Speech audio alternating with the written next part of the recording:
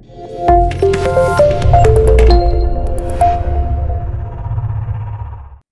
இன்னைக்கு நம்ம பார்க்க போற சப்ஜெக்ட், மனம் எந்த நிலையில இருந்தா நமக்கு சரியான தியானம்ன்றது அமையும்ன்ற டாபிக் நம்ம பார்க்கலாம். சோ இங்க தியானத்துக்கு வந்ததுக்கு அப்புறமா நமக்கு முக்கியமான விஷயம் என்னன்னா மன அமைதி கிடைக்கிறது. மனம் எப்பவுமே எண்ணமற்ற நிலையில இருக்கும் போதுதான் அந்த பிரபஞ்ச சக்தியை உள்வாங்க முடியும். சோ இங்க ஆன்மீகத்துக்கு வந்ததுக்கு அப்புறமா, இந்த தியானத்துக்கு வந்ததுக்கு அப்புறமா, நீ ஒரு ஆன்மான்ட்டு நம்ம கேக்குறோம். இதுக்கு முன்னாடி இத பத்தி நம்ம பேசினதும் கிடையாது. நிறைய மாஸ்டர்ஸ்க்கு தெரியாது. சோ இங்க ஆன்மா பத்தி, அதுக்கப்புறம் மன அமைதி நிலை. சோ 5 விஷயங்கள் நம்ம ஃபாலோ பண்ணோம்னா நம்ம மனசுன்றது ஒரு அமைதி நிலைக்கு நமக்கு போக முடியும். தியானம்ன்றது சரியாக நமக்கு அமையும். சோ ஃபர்ஸ்ட் பாத்தீங்கன்னா, நமக்கு எப்பவுமே ஃபர்ஸ்ட் பாயிண்ட்ல பலமான கோரிக்கைகள்ன்றது நம்ம வாழ்க்கையில இருக்கவே கூடாது. எப்ப அந்த பலமான கோரிக்கைகள் இல்லையோ அப்ப தியானம் பண்றது சரியாக நமக்கு அமையும். 2வது விஷயம் நமக்கு தியானம் சரியா அமையணும்னா ராக துவேஷங்கள்ன்றது நம்ம வாழ்க்கையில இருக்கக்கூடாது. அந்த நிலை தியானம்ன்றது நமக்கு சரியாக நமக்கு அமையும். மனம்ன்றது ஒரு அமைதி நிலைக்கு போக முடியும். 3வது பாத்தீங்கன்னா, மதுபானங்கள், அதுக்கப்புறமா நான் வெஜிடேரியன், இந்த மாதிரி எல்லாமே நம்ம சாப்பிடக்கூடாது. ஏன்னா நம்ம உடல் ஒரு கோயிலா நம்ம நினைக்கிறோம். உள்ளுக்குள்ள இருக்கிற ஆன்மாதான் கடவுளா நம்ம நினைக்கிறோம். அந்த மாதிரி கெட்ட பொருட்கள் நம்ம உள்ள நம்ம சாப்பிடுற உணவா நம்ம ஏத்துக்க கூடாது. அப்ப மனம்ன்றது நமக்கு அமைதி நிலைக்கு போகாது, தியானமும் சரியா அமையாது. 4வது பாத்தீங்கன்னா, நம்ம எப்பவுமே நம்ம வாழ்க்கையில நியாயத்தோட தர்மத்தோட எந்த பணிகள் செஞ்சாலும் அந்த கட்டுப்பாட்டுக்குள்ள இருக்கும்போது நம்ம வாழ்ற வாழ்க்கை ஒரு சத்தியமா இருந்தா நமக்கு தியானம்ன்றது சரியாக அமையும். சோ இது எல்லாமே நம்ம ஃபாலோ பண்ணா, நம்ம வாழ்க்கையில இம்ப்ளிமெண்ட் பண்ணா தியானம் மனம்ன்றது அமைதியான நிலைக்கு போக முடியும். 5வது விஷயம் பாத்தீங்கன்னா, எப்பவுமே நம்ம வாக்குவாதம்ன்றது நம்ம வாழ்க்கையில இருக்கவே கூடாது. சோ நோ ஆர்குமெண்ட்ஸ் சொல்றாரு பத்ரிஜி. சோ வாக்தானம் இருந்தா நமக்கு அடுத்தவங்க மேல கோபம்ன்றது, துவேஷம்ன்றது இருக்கும்போது அப்ப மனம்ன்றது அமைதி நிலைக்கு வரவே வராது. அதனால இந்த 5 பாயிண்ட்ஸுமே யதார்த்த வாழ்க்கையில எல்லாமே நமக்கு தெரியும். ஆனா நம்ம ஃபாலோ பண்றது கிடையாது. ஆனா இங்க நம்ம மனசு அமைதி நிலைக்கு போகணும்னா இந்த மாதிரி முக்கியமான பாயிண்ட்ஸ் நம்ம ஃபாலோ பண்ணும்போது, செல்ஃப் செக் பண்ணும்போது, இம்ப்ளிமெண்ட் பண்ணும்போது நமக்கு சரியான தியானம்ன்றது அமையும். இது நம்ம ஃபாலோ பண்ணி நம்ம இம்ப்ளிமெண்ட் பண்ண நம்ம இது எல்லாமே நம்ம வாழ்க்கையில ஒரு நார்மல் லைஃப் லீட் பண்ணும்போது கரெக்டா இதோட தான் நம்ம வாழ்ந்துட்டு இருக்கோம்.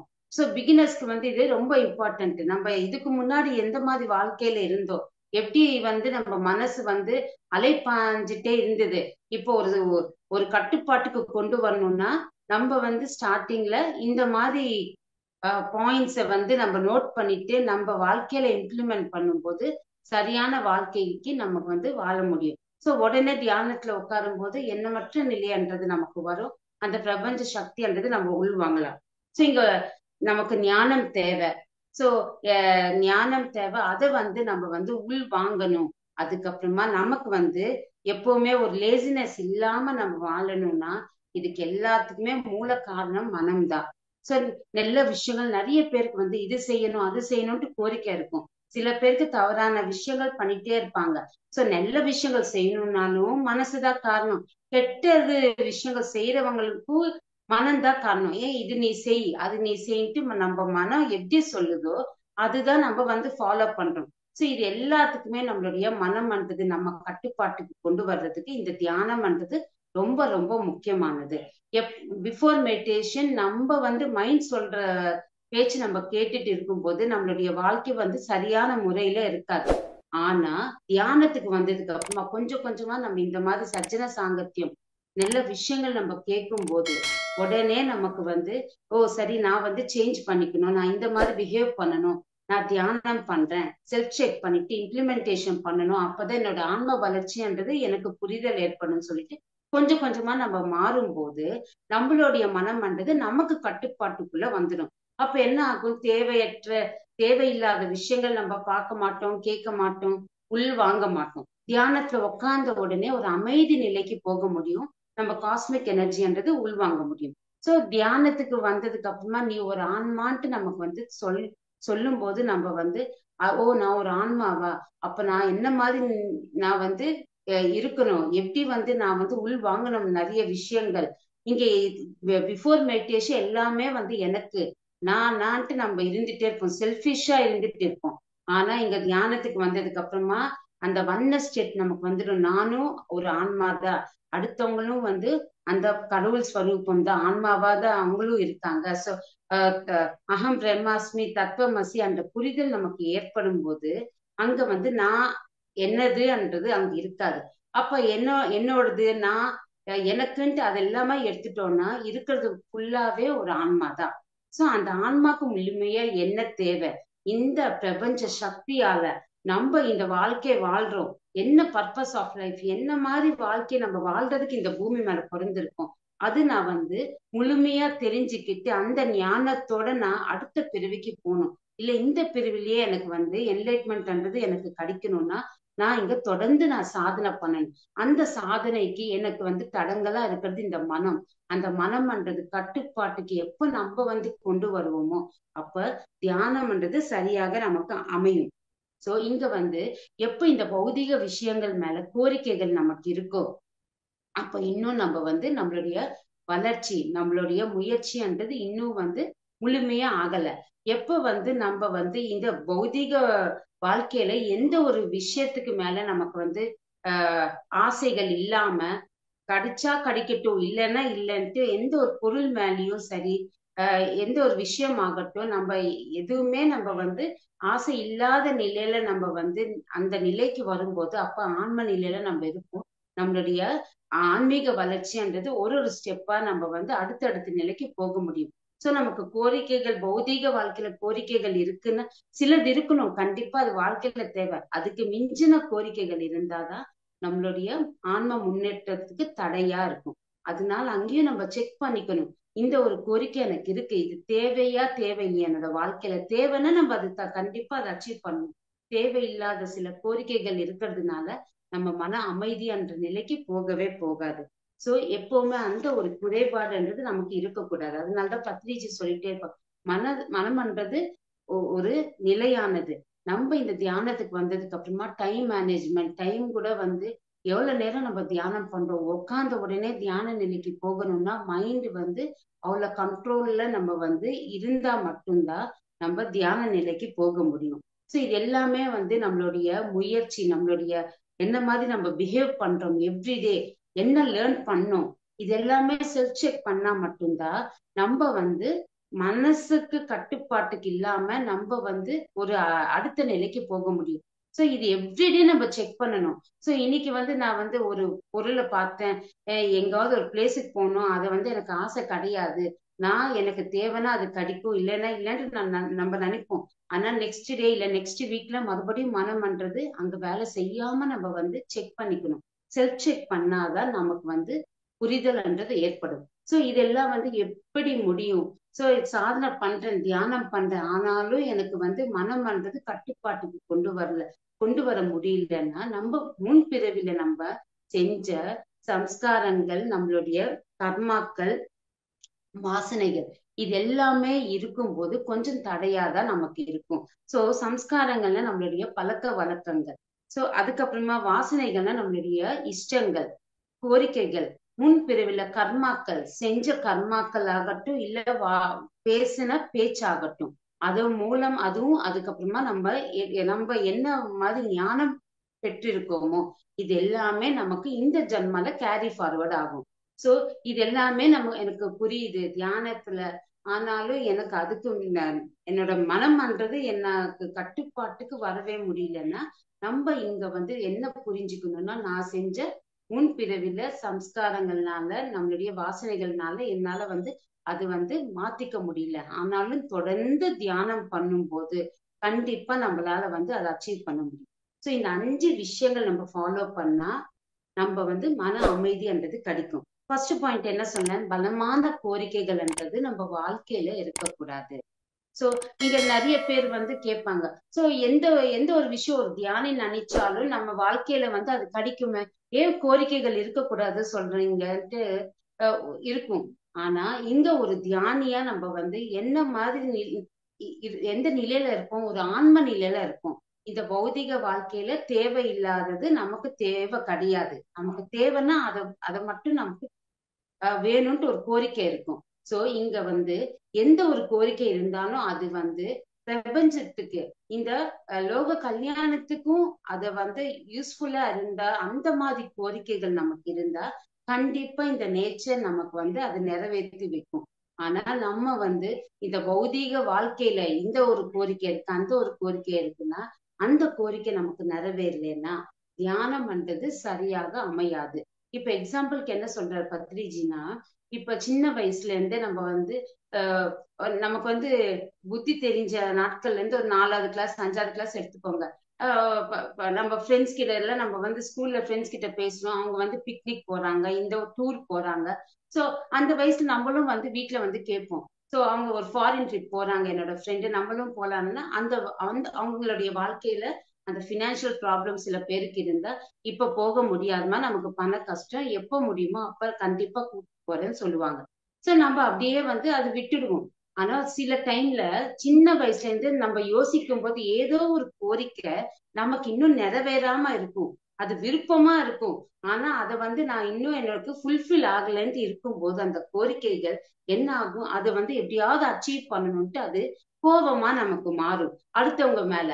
அதுக்கப்புறமா நம்ம அம்மா அப்பா ஏதாவது தேவை அது வந்து நமக்கு வந்து ஃபுல்ஃபில் ஆகலைன்னா அவங்க மேலேயும் கோபம் பண்றது வரும். சோ இந்த தியானத்துக்கு வந்ததுக்கு அப்புறமா இந்த மாதிரி கோரிக்கைகள் வந்து இருந்தா நமக்கு தியானம் பண்றது சரியாக அமையாது. ஆனா நம்ம என்ன செய்யணும்னா, இருக்கு நமக்கு ஆசைகள்ன்றது சிலது இருக்கும் இந்த பௌதிக வாழ்க்கையில. அது நடந்தா நடக்கட்டும், நடக்கலைனாலும் என்னோட நன்மைக்குதான். சோ எனக்கு விருப்பம் இருக்கு, நான் செய்யற தியானம் பண்ணிட்டே இருந்தா கிடைக்கும் போது நான் அக்செப்ட் பண்ணிக்கிறேன், இல்லைன்னா பரவாயில்லன்ட்டு அந்த நிலையில நம்ம வாழும் போது அந்த துக்கம்ன்றது நமக்கு இருக்கவே இருக்காதுன்னு சொல்லி சொல்றாங்க. சோ அங்க வந்து நம்ம விட்டு கொடுக்கணும்.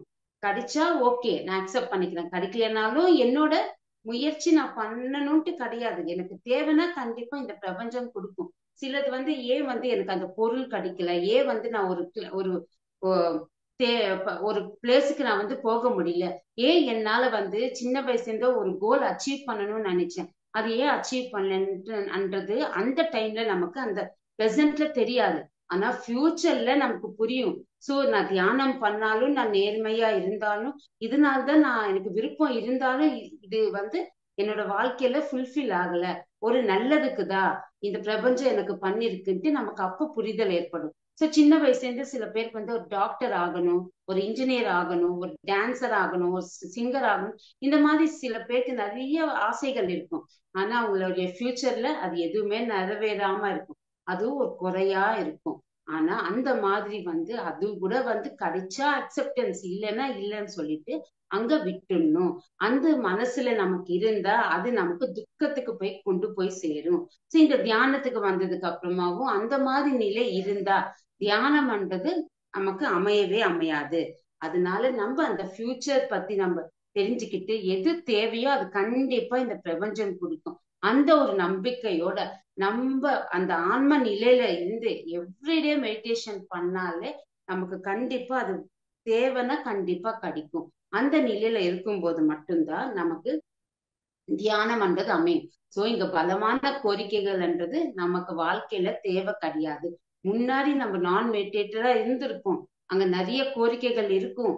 ஆனாலும் எனக்கு ஏன் எனக்கு கிடைக்கல, முயற்சி பண்ணிருப்போம், அதுக்கு செலவு செஞ்சிருப்போம், ஆனாலும் கிடைக்கலன்னா அதுக்கு ஏதோ ஒரு அர்த்தம் இருக்கும். அது ஃபியூச்சர்ல கண்டிப்பா நமக்கு வந்து புரிதல்ன்றது ஏற்படும். இந்த ஒரு பிறவில் அந்த ஒரு கோரிக்கைன்றது மனசுக்கு சம்பந்தப்பட்டது. ஆனா இங்க நம்ம ரியாலிட்டியில நடக்கிற விஷயங்கள் ஆன்மாக்கு சம்பந்தப்பட்டது. ஏன்னா நம்ம ஒரு தியானி, அந்த ஒரு எக்ஸ்பீரியன்ஸ் அந்த ஆன்மாக்கு தேவைன்னா மட்டும்தான் நம்ம வாழ்க்கையில நடக்கும், இல்லைன்னா அந்த ஒரு நிகழ்ச்சி நமக்கு நிறைவேறாது. அப்ப என்ன புரிதல் நமக்கு ஏற்படணும், சோ எனக்கு நான் முயற்சி செஞ்சாலும், அதுக்காக நான் வந்து பணம் காசு செலவு செஞ்சாலும், ஹார்ட் ஒர்க் பண்ணாலும் ஒரு விஷயம் என் வாழ்க்கையில நடக்கலைன்னா நான் அதை அக்செப்ட் பண்ணிக்கணும். என்னோட ஆன்மாக்கு அந்த ஒரு அனுபவம்ன்றது தேவை கிடையாது.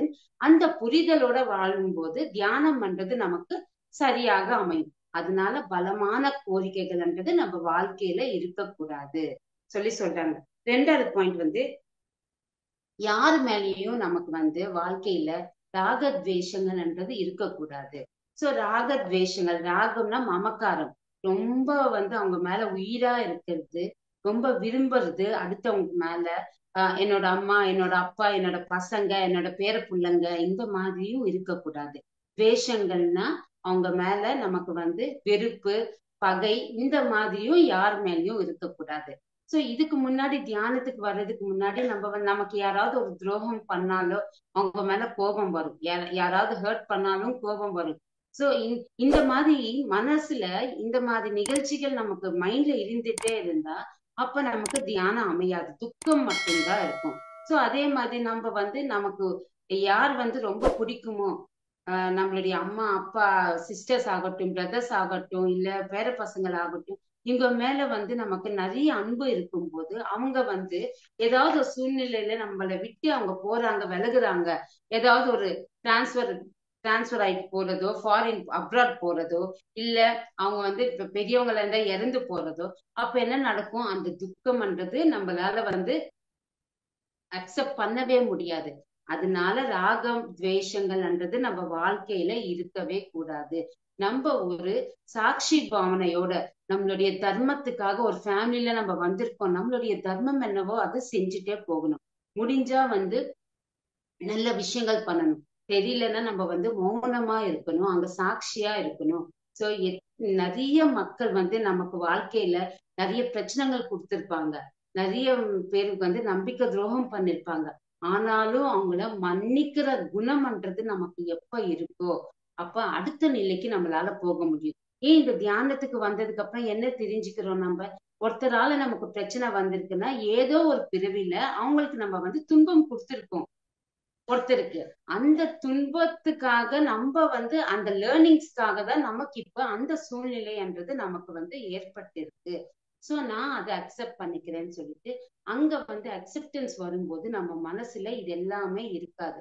எப்ப மனம் வந்து சாந்தியா இருக்குமோ, அமைதியா இருக்குமோ, அப்ப தியானம் பண்றது நமக்கு சரியாக அமையும். சோ இது எல்லாமே பேசிக்கா நம்ம யதார்த்த வாழ்க்கையில வாழ்ற நடக்கிற ஒரு சம்பவங்கள். சோ எங்க நம்ம ஸ்ட்ரக் ஆகுறோம், எதனால தியானம் அமைய மாட்டேங்குது, இதெல்லாம் செல்ஃப் செக்ன்றது எவ்ரிடே ஒரு 5 மினிட்ஸ் ஆகுது நம்ம படுக்கும் போது நம்ம செக் பண்ணும்போது, ஓ இந்த மாதிரி விஷயங்கள் எனக்கு தெரியாம நான் உள்ளுக்குள்ள வாங்கியிருக்கேன். சப்கான்சியஸ் மைண்ட்ல வந்து தேவையில்லாத விஷயங்கள் உள்ள இருக்கிறதுனாலதான் தியானத்துல உட்காரும் போது நம்ம மனம்ன்றது அலை பாஞ்சிட்டே இருக்குன்னு சொல்லி நம்ம புரிதல் ஏற்படும். அதனால எப்போ ஒரு மனிதனுக்கு ராகத்வேஷங்கள்ன்றது இல்லையோ அப்ப மனம்ன்றது அமைதி நிலைக்கு வரும், தியானம்ன்றது சரியான நிலைக்கு நம்ம போக முடியும். மூணாவது பாயிண்ட் என்ன சொல்றாங்கன்னா, நம்ம வந்து நம்மளுடைய வாழ்ந்த வாழ்க்கையில ஏதாவது ஒரு பிசினஸ் பண்ணாலோ இல்ல வந்து ஒரு வேலைக்கு போனாலோ அங்க தர்மத்தோட வாழணும், சத்தியத்தோட வாழணும். எப்பவுமே வந்து நம்ம வந்து அதர்மத்தோட இருக்கக்கூடாது. ஒரு பிசினஸ் பண்ணாலும் சரி, ஒரு ஜாப்ல நம்ம இருந்தாலும் சரி. ஏன்னா அது எல்லாமே நம்மளுடைய மனசு வந்து ஒத்துக்காது. ஆன்மான்றது உள்ள இருக்கு, அதுக்கு விருத்தமா வந்து ஆப்போசிட்டா நம்ம வந்து செயல்கள் செஞ்சா அதுக்கு வந்து ரொம்ப துன்பம் கொடுக்கிற மாதிரி நம்ம வந்து அதர்மத்தோட இருக்கும்போது மறுபடியும் அந்த கர்மாக்கள் நம்ம தான் வந்து ஃபேஸ் பண்ணணும். சோ கொஞ்சமா நம்ம சம்பாதிச்சாலும் தர்மத்தோட நம்ம வாழ்க்கைன்றது இருக்கணும், நல்லபடியா வந்து நம்ம சம்பாதிக்கணும். சோ இதுக்கு முன்னாடி என்ன மாதிரி நம்ம வாழ்ந்தாலும் வாழ்க்கை தெரியாத நிலை அஜ்ஞானத்துல இருந்தாலும் இப்ப ஞானம்ன்றது நமக்கு வந்திருக்கு. அந்த ஒரு கர்ம சித்தாந்தம்ன்றது நமக்கு புரிஞ்சுக்கிட்டு நம்ம அந்த நிலையில நம்மளுடைய வாழ்க்கையில வியாபாரம் ஆகட்டும் இல்ல ஒரு ஜாபுக்கு போனாலும் நல்லபடியா ஒரு தர்மமான வேலைன்றது நமக்கு இருக்கணும். சோ இங்க வந்து என்ன சொல்றாங்கன்னா, நம்மளுடைய கற்பனையில கூட வந்து நம்ம எந்த ஒரு கெடுதல்ன்றது யாருக்குமே நினைக்க கூடாது. சோ ஏதாவது ஒண்ணு நம்ம தப்பு பண்றோம், சின்ன சின்ன விஷயங்கள், அங்க யாருமே இல்லை நம்ம சுத்தி, சரி யார் பார்க்க போறாங்க, நான் இது பண்ணதுனால நம்ம நினைப்போம். ஆனா அந்த பிரபஞ்சம் அந்த இயற்கையை பார்த்துட்டுதான் இருக்கும். அதோட தண்டனைன்றது நம்ம தான் அது கண்டிப்பா நம்ம ஃபேஸ் பண்ணிதான் ஆகணும். அதனால மனசுல கூட நம்ம யார் மேலயும் நமக்கு கோபம், துவேஷம், ஒருத்தர் மேல வந்து வெறுப்பு, இது எல்லாமே இருக்கக்கூடாது. இது எல்லாமே வந்து நம்மளுடைய மனசுக்கு தடங்கலா இருக்கும். அதனால எப்பவுமே தூய்மையா நம்மளுடைய மனம் வந்தது நமக்கு இருக்கணும். சோ இன்னும் என்ன சொல்றாங்கன்னா, எக்ஸாம்பிள் வந்து கொடுக்குறாங்க. இப்போ சில பேர் வந்து காலேஜுக்கு போறாங்க பசங்க. இப்ப வந்து ரேகிங் எல்லாம் கிடையாது. ஸோ ஒரு பாஸ்ட் ஒரு 10-15 இயர்ஸ் முன்னாடி ஃபர்ஸ்ட் இயர் ஸ்டூடெண்ட்ஸ், சீனியர்ஸ் எல்லாம் வந்து ரேக் பண்றது, அவங்கள வந்து கேலி பண்றது, இது எல்லாமும் கர்மா தான். நம்ம நினைக்கிறோம் பிசிக்கல் ஃபேமிலியில பிசிக்கல் ஆக்டிவிட்டிஸ் இது ஒரு ஃபன்னா இருக்கும்ட்டு. ஆனா இது எல்லாமே செய்யக்கூடாது. சில பேர் வந்து வேலைக்கு இருக்கிறவங்க வீட்டுல வந்து சர்வன்ஸ வந்து காலில் வந்து அவங்கள தள்ளுறது, காலால எட்டி உதைக்கிறது, பசங்களை கூட நிறைய பேர் வந்து காலால எட்டி உதைக்கிறது, அடிக்கிறது, இது எல்லாமே கர்மாக்கள் தான். நம்ம இது எதுவுமே செய்யக்கூடாது. இன்னும் நம்ம வந்து காலையில வந்து வாசல் பெருக்கிட்டு கோலம் போகணும்ட்டு போகும்போது நம்ம நம்ம வீட்டுக்கு முன்னாடி நம்ம எல்லாம் பெருக்குறோம். பெருக்கி எல்லா குப்பைகள் எடுத்து ஒரு டஸ்ட்பின்ல போட்டா அது சரியான தர்மத்தோட நம்ம வாழ்றோம். இல்ல பக்கத்து வீட்டுல லெஃப்ட் ரைட் சைடு யாருமே இன்னும் எந்திரிக்கல, யாருமே இல்ல. ஆனா அந்த குப்பையெல்லாம் வந்து அடுத்தவங்க வீட்டுக்கு நம்ம வந்து தள்ளி வைக்கிறது, இந்த மாதிரி சின்ன சின்ன விஷயங்கள் ஆனாலும் அந்த இயற்கை நம்ம பார்த்துட்டு தான் இருக்கோம். அதுவும் ஒரு தண்டனையா தான் நமக்கு கிடைக்கும். யார் பார்க்கலன்னு நினைப்போம். சோ பக்கத்து வீட்டுல தள்ளுறது, குப்பை போடுறது, ஆர்குமெண்ட் பண்றது, இது எல்லாமே கூட நமக்கு வந்து தப்பான விஷயங்கள், அதர்மத்தோட இருக்கக்கூடாது சொல்லி சொல்றாங்க. அதுக்கப்புறமா இன்னும் என்ன சொல்றாங்கன்னா, சப்போஸ் காலையில நம்ம வாக்கிங் போறோம், நிறைய பேர் வீட்டுல வெளியில வந்து செடிகள் இருக்கும், பூக்கள் இருக்கும். சோ பார்த்த உடனே அந்த வீட்டுல வந்து நம்ம வாக்கிங் போகும்போது யாருமே வெளியில இருக்க மாட்டாங்க. அந்த செடிகள் வந்து அந்த காம்பவுண்ட் வால்க்கு இன்னும் வந்து வெளியில தான் இருக்கு. சோ 2 பூ பறிச்சாலும் யாரும் கேட்க மாட்டாங்க. ஏன்னா அங்க யாரும் பார்க்கல. நிறைய பூக்கள் இருக்கு, ஒரு 100 பூக்கள் இருக்குன்னு நினைச்சுக்கோங்க. ஒரு 2 பூக்கள் சூப்பரா இருக்கு, எனக்கு ரொம்ப பிடிச்சிருக்கு, கொண்டு போயிட்டு கடவுளுக்கு வந்து படத்துக்கோ விக்கிரத்துக்கோ வைக்கலான்ட்டு ஒரு நல்ல எண்ணத்தோட நம்ம அது கொண்டு போனாலும் அதுவும் கர்மா தான் பத்ரிஜி சொல்றாரு. ஏன்னா அங்க நீங்க ஏன் வந்து அது பூ பறிச்சுட்டு கடவுளுக்கு வச்சா நமக்கு நல்லது நம்ம நினைப்போம். ஆனா கடவுளுக்கு தெரியும் யார் வீட்டுல அந்த விதைகள் போட்டு செடி வளர்ந்துட்டு வளர விட்டுட்டு அதுக்கு தண்ணி ஊத்திட்டு யார் வந்து அதை பராமரிக்கிறாங்க, அவங்களுக்கு தான் போய் அந்த ஒரு நல்ல தர்மம்ன்றது அவங்களுக்கு போய் சேரும். ஆனா நம்ம இங்க என்ன பண்ணோம், அடுத்தவங்க வீட்டுல அவங்களுடைய பர்மிஷன் இல்லாம, அந்த செடிக்கு பர்மிஷன் இல்லாம ஒரு 2 பூக்கள் பறிச்சு நம்ம கடவுளுக்கு கொடுக்குறோம்.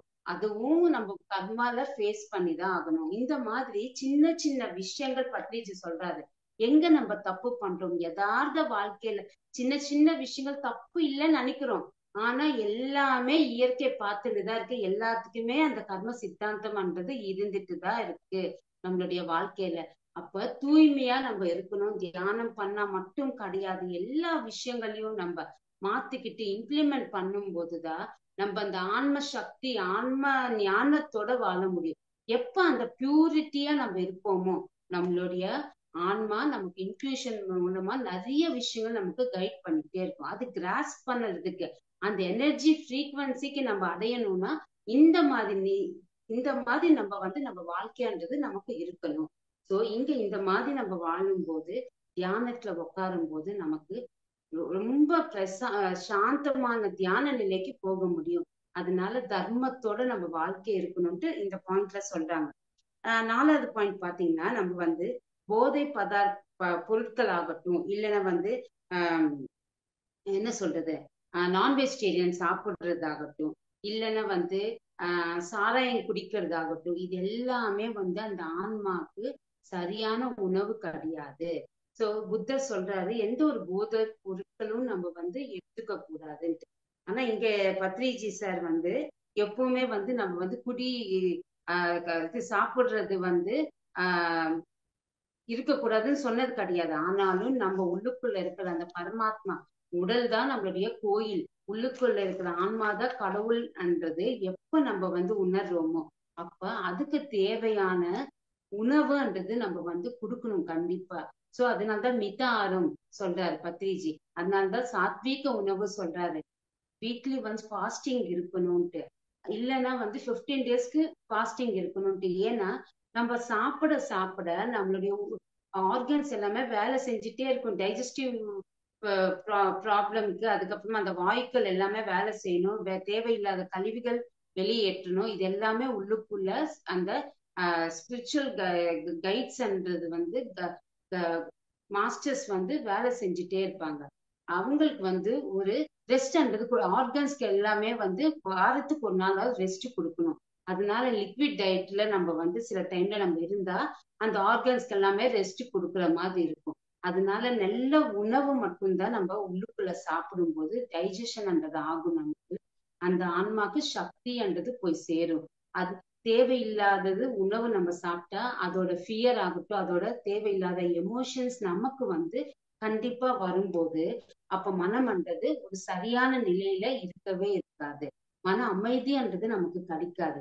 அதனால நம்ம வந்து என்ன மாதிரி சாப்பிடணும், உணவுன்றது ரொம்ப ரொம்ப முக்கியம். சரி, எப்ப பசிக்குதோ அப்ப மட்டும்தான் சாப்பிட சொல்றாரு பத்ரிஜி. அப்பதான் வந்து அது டைஜஷன் வந்து நல்லபடியா ஆகும்.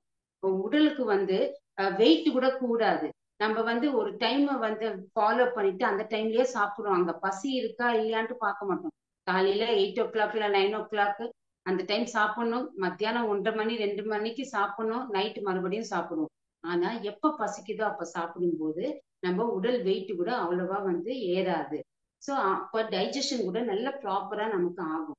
சோ இது எல்லாமே நம்ம ஃபாலோ பண்ணும்போது நம்ம மனசுன்றது ஒரு அமைதி நிலைக்கு போக முடியும்.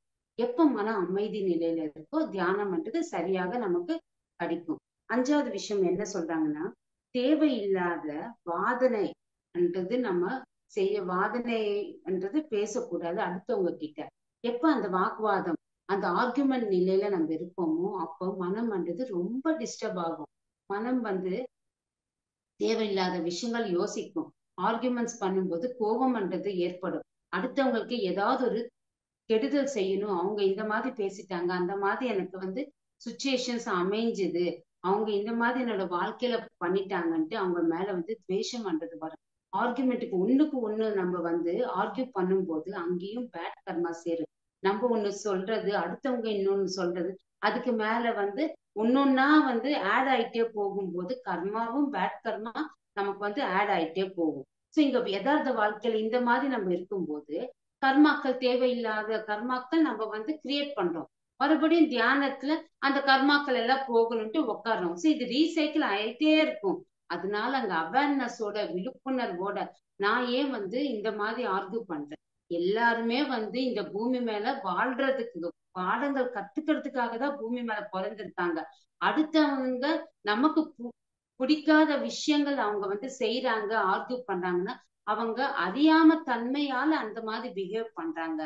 அதை நம்ம புரிஞ்சுக்கணும்.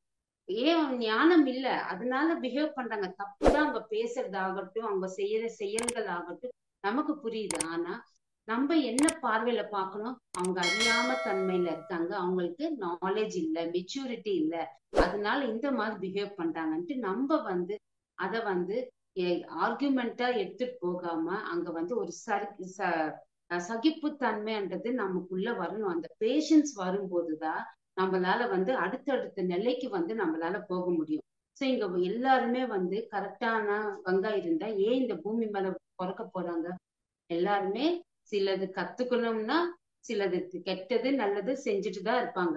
நம்மளும் பாத்தீங்கன்னா தியானத்துக்கு வர்றதுக்கு முன்னாடி நம்ம நான் வெஜிடேரியன் சாப்பிட்டுட்டு தான் இருந்தோம். அது தப்பு தானே? ஆனா யாருமே சொன்னது கிடையாது. ஆனா இந்த தியானத்துக்கு வந்ததுக்கு அப்புறமா சொல்றாங்க அது வந்து எல்லா ஜீவிலையும் இருக்கிறது பரமாத்மா. நம்ம எந்த ஒரு ஜீவிக்கும் துன்பம் கொடுக்க கூடாது, சைவமா மாறுங்கன்ட்டு அங்க நம்ம மாறுறோம். அங்க ஞானம் வருது, நம்ம கரெக்ஷன் பண்ணிக்கிறோம். அதே மாதிரி ஒரு டைம்ல ஆர்கியூ பண்றவங்க ஆகட்டும், நமக்கு கஷ்டம் கொடுக்கறவங்க கண்டிப்பா மாறுதல்ன்றது கண்டிப்பா வரும்.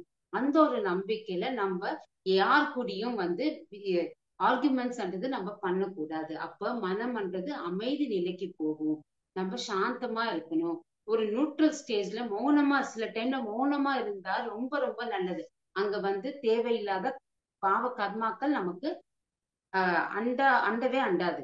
அதனால வந்து அங்கேயும் அவேர்னஸோட நம்மளுடைய மனம் எப்படி இருக்கணும்ன்றது நம்ம சரி செஞ்சுட்டே இருக்கணும். சோ எப்போ மன அமைதி நிலையில இருக்குமோ அப்ப தியானம் பண்றது நமக்கு சரியாக அமையும். சோ இந்த 5 பாயிண்ட்ஸ்மே வந்து சொல்லியிருக்காங்க பத்ரிஜி.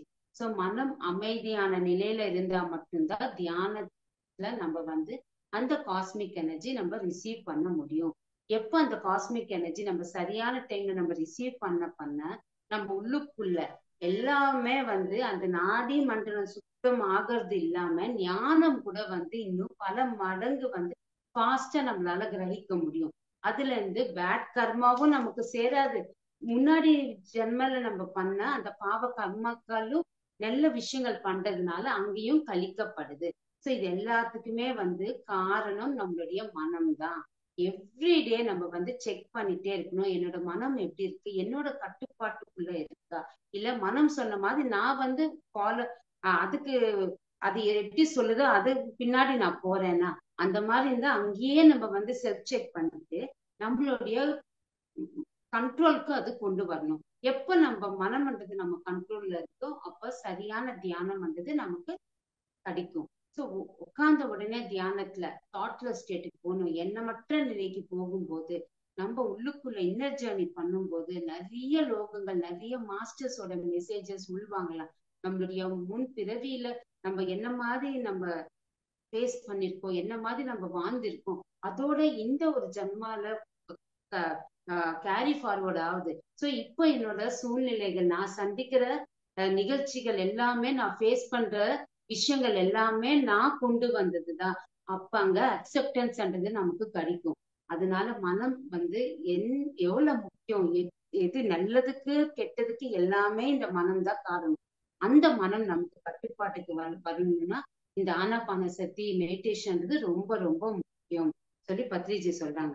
ஸோ இதுதான் மாஸ்டர்ஸ் இன்னைக்கு நான் உங்ககிட்ட ஷேர் பண்ணது. Thank you so much.